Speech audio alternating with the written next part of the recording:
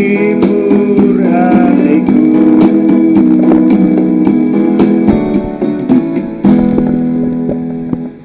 Bapa, kami mengucap syukur untuk malam hari ini. Tuhan memberkati kami, dan kami ingin melanjutkan mempersembahkan doa malam kami. Tuhan yang memberkati, Tuhan berkenan memakai untuk kemuliaan nama Tuhan. Terima kasih Bapa, dalam nama Tuhan Yesus Kristus kami berdoa. Haleluya. Amin. Selamat malam Bapak Ibu Saudara sekalian yang sudah bersama dengan kita di sini. Dan doa malam melalui online ini kita adakan secara iman Kristiani dengan dasar keyakinan kepada Tuhan Yesus Kristus, Yeshua HaMasyiah, Isa alaihi salam, Juru Selamat dunia, Imam besar agung kami. Firman Tuhan yang didokumentasikan dalam kitab suci Perjanjian Lama maupun Perjanjian Baru menjadi pegangan kami, menjadi pegangan kita sekalian. Saudara, kami masih ingin melanjutkan menjawab pertanyaan dari Ibu Endang Susilowati, yaitu yang kemarin sudah mulai kita menjawabnya dalam renungan malam sebelum ini. Pertanyaannya yaitu tentang kisah saudara kembar Yakub dan Esau dalam Kejadian pasal 27 ayat 1 sampai 46. Nah, dalam kisah ini Yakub merebut berkat yang akan diberikan ayahnya kepada Esau itu dengan cara rekayasa, atau boleh disebutkan dengan cara agak licik begitu ya. Nah, pertanyaan dari Ibu Endang, mengapa berkat yang direbut dengan cara licik itu juga tetap diberikan oleh Tuhan kepada Yakub? Nah, mari kita baca dulu ayatnya, yaitu di Kejadian pasal 27. Kita baca ayat 5 sampai 25 dulu ya. Kemarin sudah kita baca yang mulai ayat 26.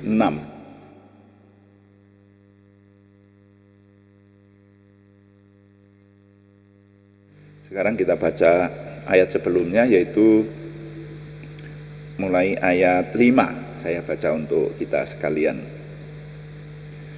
Tetapi Ribka mendengarkannya ketika Ishak berkata kepada Esau anaknya. Setelah Esau pergi ke padang memburu seekor binatang untuk dibawanya kepada ayahnya, berkatalah Ribka kepada Yakub anaknya, telah kudengar ayahmu berkata kepada Esau kakakmu, bawalah bagiku seekor binatang buruan dan olahlah bagiku makanan yang enak, supaya ku makan dan supaya aku memberkati engkau di hadapan Tuhan sebelum aku mati. Maka sekarang anakku, dengarkanlah perkataanku seperti yang kuperintahkan kepadamu. Pergilah ke tempat kambing domba kita, ambillah dari sana 2 anak kambing yang baik, maka aku akan mengolahnya menjadi makanan yang enak bagi ayahmu, seperti yang digemarinya. Bawalah itu kepada ayahmu supaya dimakannya agar dia memberkati engkau sebelum ia mati. Lalu kata Yakub kepada Ribkah ibunya, tetapi Esau kakakku adalah seorang yang berbulu badannya, sedang aku ini kulitku licin. Mungkin ayahku akan meraba aku, maka nanti ia akan menyangka bahwa aku mau memperolok-olokkan dia. Dengan demikian aku akan mendatangkan kutuk atas diriku dan bukan berkat.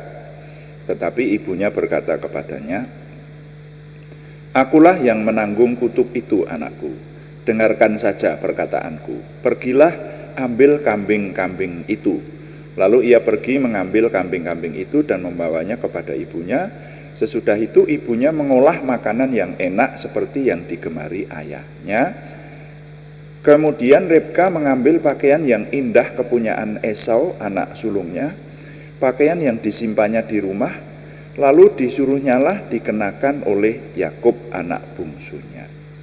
Dan kulit anak kambing itu dipalutkannya pada kedua tangan Yakub dan pada lehernya yang licin itu. Lalu ia memberikan makanan yang enak dan roti yang telah diolahnya itu kepada Yakub anaknya. Demikianlah Yakub masuk ke tempat ayahnya serta berkata, "Bapa," sahut ayahnya.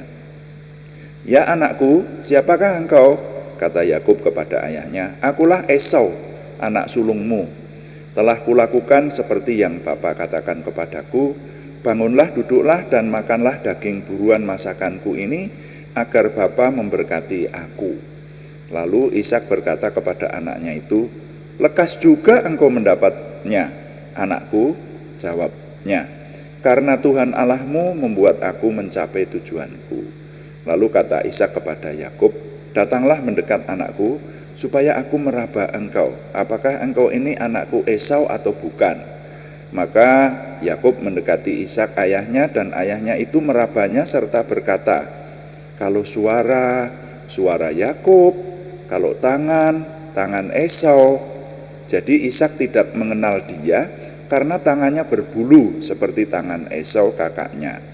Ishak hendak memberkati dia, tetapi ia masih bertanya, "Benarkah engkau ini anakku Esau?" Jawabnya, "Ya."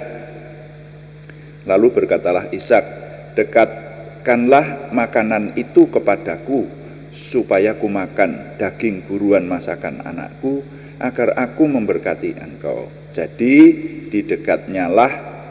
didekatkannya makanan itu kepada ayahnya, lalu ia makan. Dibawanya juga anggur kepadanya, lalu ia minum. Nah, sampai di situ pembacaan saya lebih dulu. Ini ayatnya banyak banget kalau dibaca. Nah, ini rekayasa yang dibuat oleh Daud untuk merebut berkat yang akan diberikan oleh ayahnya Ishak kepada Esau, kakak kembarnya. Itu sebetulnya, saudara ya. Jadi ini memang sebetulnya kalau direnungkan keseluruhan ini ya, tokoh-tokoh ini Yakub, kemudian ibunya Ribka, ayahnya Ishak, itu kurang pas semua. Yang namanya seorang ayah mau memberikan berkat kok pilih kasih hanya kepada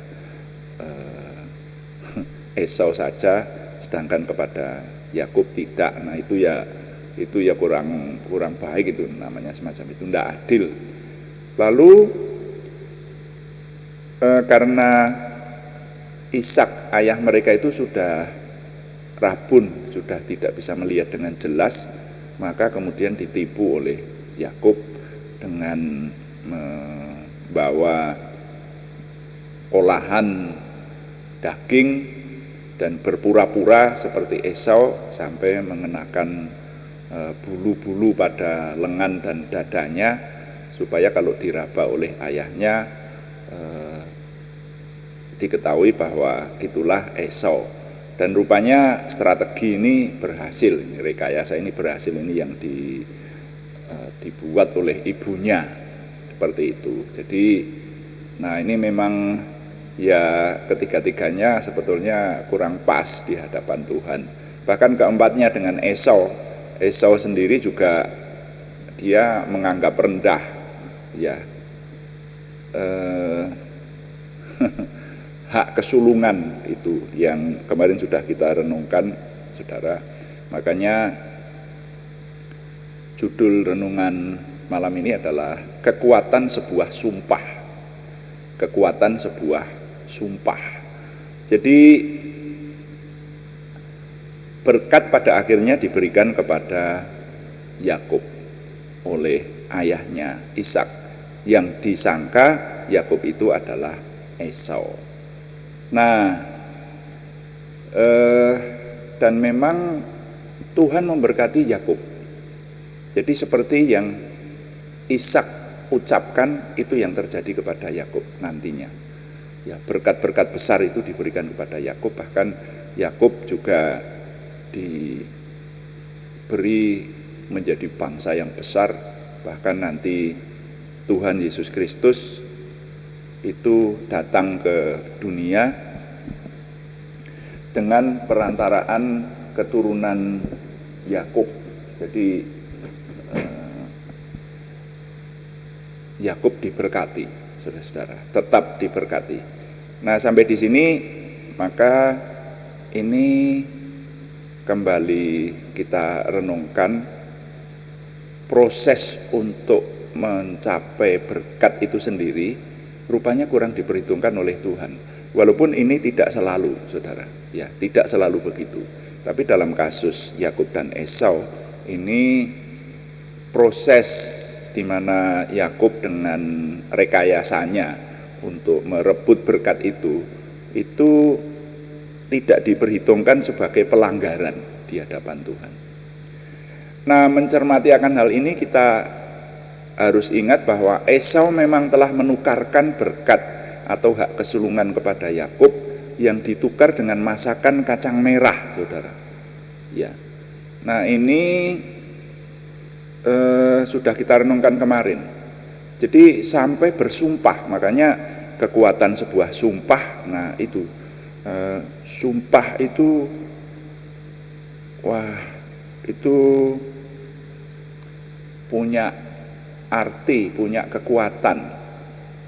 Ketika Esau bersumpah, sudahlah, hak kesulungan punyamu, asalkan makan masakan kacang merah. Nah, ini jadi keempat-empatnya memang kalau dinilai semuanya tidak benar di hadapan Tuhan. Tapi ada contoh yang lain, contoh peristiwa di bagian Alkitab yang lain mengenai kekuatan sumpah di hadapan Tuhan, dan ini juga dimunculkan dengan sebuah rekayasa. Dan ini memantapkan kepada kita bahwa sumpah kepada Tuhan, sumpah yang demi nama Tuhan atau yang akhirnya sampai kepada Tuhan, bahwa sumpah itu benar-benar diucapkan di hadapan Tuhan, itu diperhitungkan oleh Tuhan. Yaitu di kisahnya orang-orang Gibeon terhadap Yosua.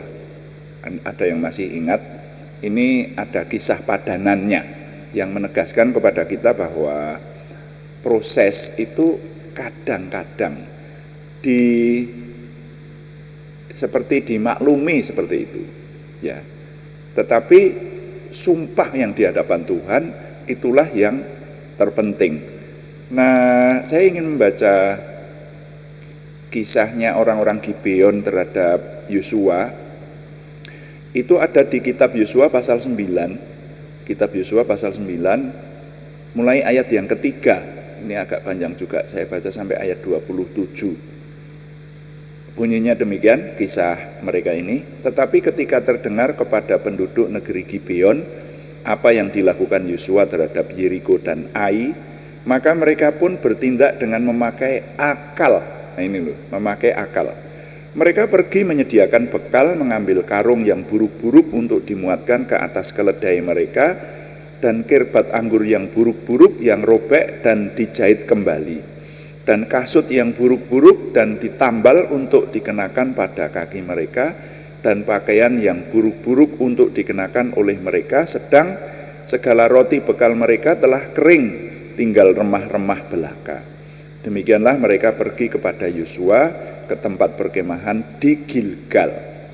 Berkatalah mereka kepadanya dan kepada orang-orang pilihan Tuhan itu, kami ini datang dari negeri jauh, maka sekarang ikatlah perjanjian dengan kami. Tetapi berkatalah umat pilihan Tuhan kepada orang-orang Hewi itu, barangkali kamu ini diam di tengah-tengah kami, bagaimana mungkin kami mengikat perjanjian dengan kamu? Lalu kata mereka kepada Yosua, kami ini hamba-hambamu. Tanya Yosua, siapakah kamu ini dan dari manakah kamu datang? Jawab mereka kepadanya, dari negeri yang sangat jauh, hamba-hambamu ini datang karena nama Tuhan Allahmu. Nah, perhatikan ini. karena nama Tuhan Allahmu. Jadi orang-orang Gibeon itu memiliki rasa takut akan Tuhan. Sebab kami telah mendengar kabar tentang Dia, tentang Allah itu tadi, yakni segala yang dilakukannya di Mesir dan segala yang dilakukannya terhadap kedua raja orang Amori itu di seberang sungai Yordan, Sihon raja Hesibon dan Og raja Basan yang diam di Asitarot.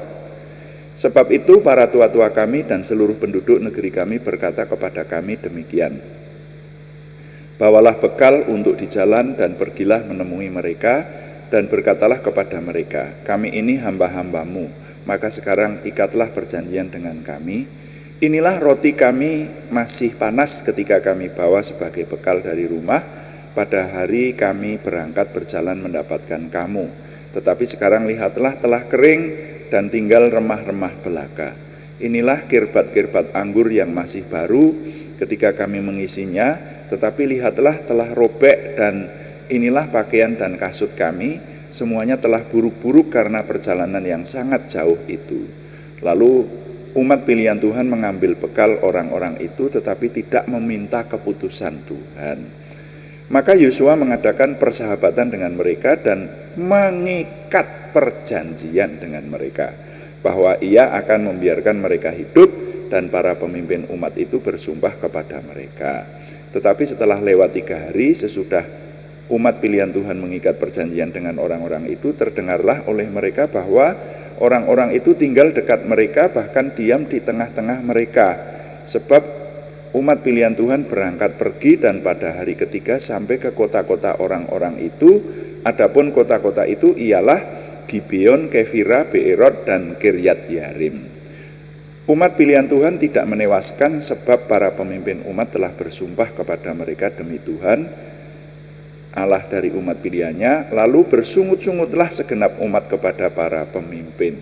Berkatalah pemimpin-pemimpin itu kepada seluruh umat, kami telah bersumpah kepada mereka demi Tuhan Allah dari umat pilihannya, oleh sebab itu kita tidak dapat mengusik mereka. Beginilah akan kita perlakukan mereka, membiarkan mereka hidup, supaya kita jangan tertimpa murka karena sumpah yang telah kita ikrarkan itu kepada mereka. Lagi kata para pemimpin kepada mereka, biarlah mereka hidup. Maka mereka pun dijadikan tukang belah kayu dan tukang timba air untuk segenap umat, seperti yang ditetapkan oleh para pemimpin mengenai mereka. Lalu Yosua memanggil mereka dan berkata kepada mereka demikian: mengapa kamu menipu kami dengan berkata, kami ini tinggal sangat jauh daripada kamu, padahal kamu diam di tengah-tengah kami? Oleh sebab itu terkutuklah kamu, dan tak putus-putusnya kamu menjadi hamba, tukang belah kayu dan tukang timba air untuk rumah Allahku. Jawab mereka kepada Yosua katanya, sebab telah dikabarkan dengan sungguh-sungguh kepada hamba-hambamu ini, bahwa Tuhan Allahmu memerintahkan kepada Musa hambanya, memberikan seluruh negeri itu kepadamu dan memunahkan seluruh penduduk negeri itu dari depan kamu. Maka sangatlah kami takut kehilangan nyawa menghadapi kamu. Itulah sebabnya kami melakukan yang demikian. Maka sekarang kami ini dalam tanganmu. Perlakukanlah kami seperti yang kau pandang baik dan benar untuk dilakukan kepada kami. Demikianlah dilakukannya kepada mereka, dilepaskannyalah mereka dari tangan umat pilihan Tuhan sehingga mereka tidak dibunuh. Dan pada waktu itu Yosua menjadikan mereka tukang belah kayu dan tukang timba air untuk umat itu dan untuk mezbah Tuhan sampai sekarang di tempat yang akan dipilihnya. Sampai di situ pembacaan saya. Jadi ini peristiwa lain tetapi mirip, saudara, kekuatan sebuah sumpah. Jadi kalau ini tadi poinnya, orang-orang Gibeon yang seharusnya dimusnahkan itu memiliki rasa takut akan Tuhan, sehingga mereka membuat rekayasa. Nah, itu tidak ada jalan lain memang, dan membuat rekayasa dengan berpura-pura datang dari tempat jauh untuk mengadakan perjanjian di bawah sumpah di hadapan Tuhan supaya mereka tidak dilenyapkan. Dan sekali lagi, ini tidak ada jalan lain kecuali mereka mau terusir pergi ke tempat yang tidak ditentukan di mana, padahal mereka satu suku, ya, satu suku bangsa. Nah, ini satu-satunya cara adalah dengan merendahkan diri, membuat rekayasa supaya mereka tidak dimusnahkan, walaupun untuk itu mereka menjadi hamba-hamba. Dan dicatat mereka menyebut-nyebut nama Tuhan dan memiliki rasa takut akan Tuhan. Nah ini loh, jadi Tuhan itu mengabulkan, Tuhan itu memperhitungkan orang-orang yang takut akan Tuhan. Walaupun untuk mencapai hidup yang lebih penting buat mereka, yang lebih penting kan tidak dimusnahkan supaya mereka hidup, itu dengan membuat rekayasa. Dan rekayasa dengan, ya sebetulnya bisa disebut dengan kelicikan semacam itu. Tapi toh akhirnya Yosua, nah ini Yosua sendiri juga lengah. Dia bersumpah bersahabat dengan orang-orang Gibeon tanpa meminta petunjuk Tuhan. Nah kembali lagi, jadi poinnya adalah bahwa manusia itu diberi kehendak bebas. Ya. Nah ini kan mirip dengan kisahnya Yakub dan Esau di atas di hadapan ayahnya Ishak. Ya. Ishak memang sudah meneliti sedemikian rupa bahwa yang menghadap dia itu diragukan, tidak seperti Esau, suaranya Yakub gitu. Tapi tetap hal itu akhirnya terjadi, Yakub yang diberkati. Nah itu berkat Tuhan tetap mengalir kepada Yakub. Nah ini mirip padanan kisahnya dengan orang-orang Gibeon ini.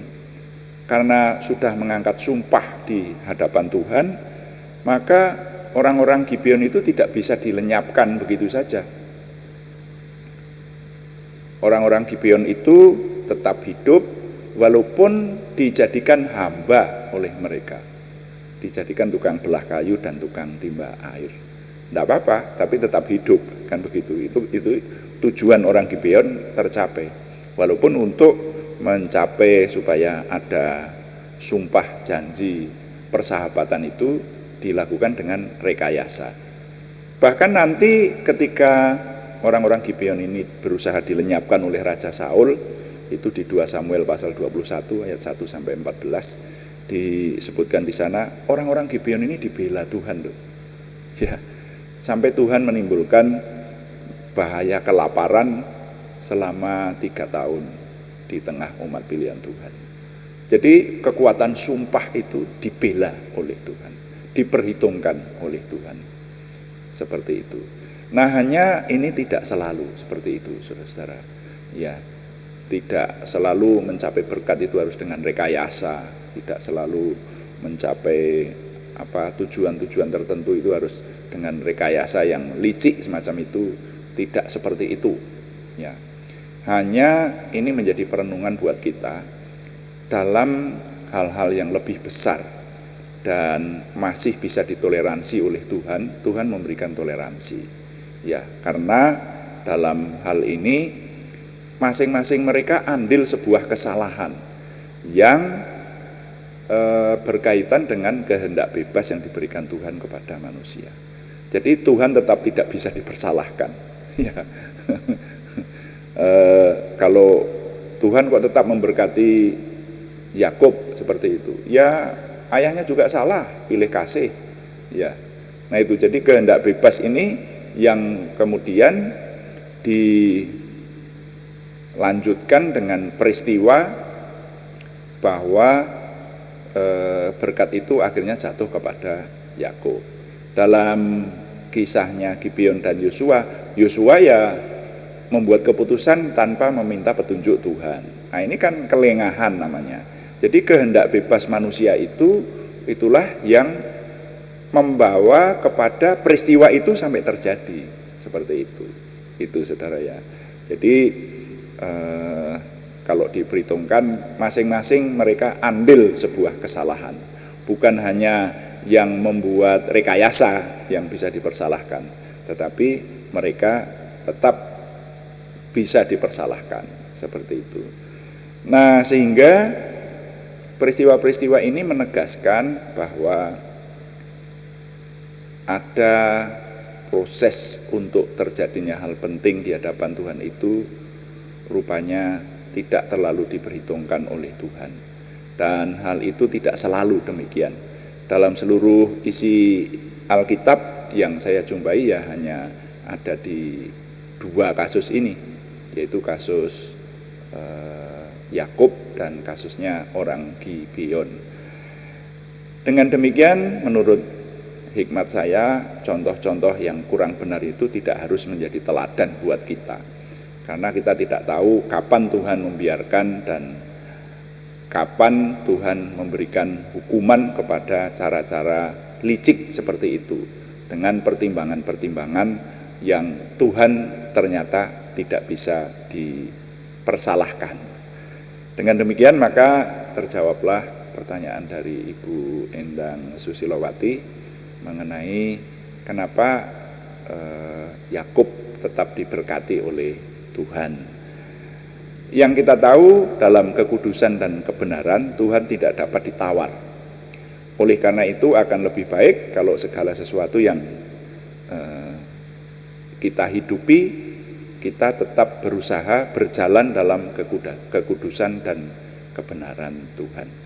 Jadi nilai yang dapat saya ketengahkan dari pembahasan kali ini, meskipun ada toleransi tertentu sesuai kemauan Tuhan, maka cara hidup paling aman adalah kita tetap berpegang kepada kekudusan dan kebenaran Tuhan. Saya ulangi, meskipun ada toleransi tertentu sesuai kemauan Tuhan, maka cara hidup paling aman adalah kita tetap berpegang kepada kekudusan dan kebenaran Tuhan. Tuhan dipuji. Amin.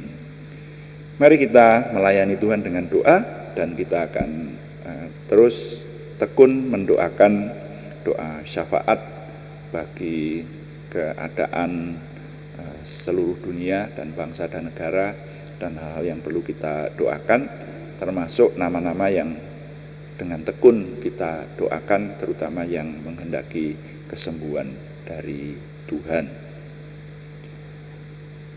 Kita menyembah Tuhan dengan berkata, kuduskan tempat ini, kuduskan hati ini, untuk kami dapat menyembah dan berdoa kepada Tuhan.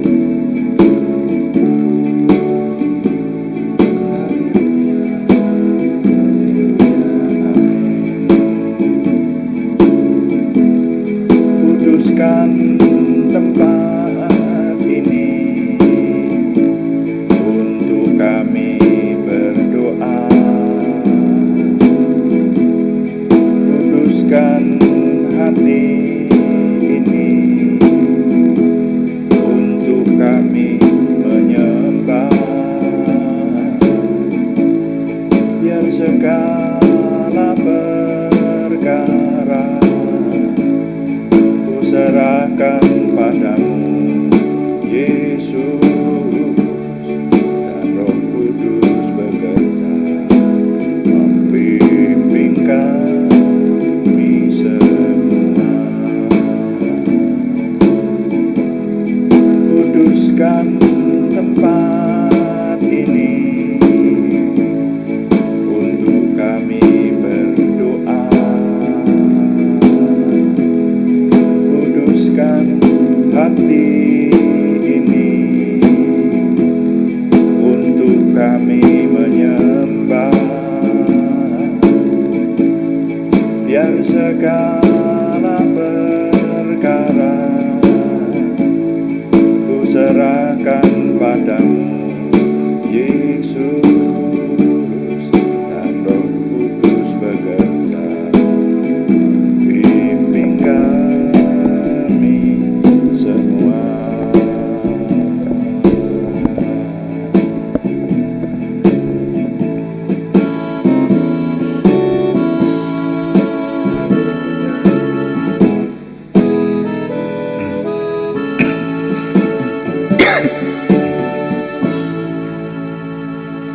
Bapa, kami mengucap syukur untuk malam hari ini, Tuhan memberkati kami. Sekarang kami menyerahkan doa syafaat kami untuk bangsa dan negara kami.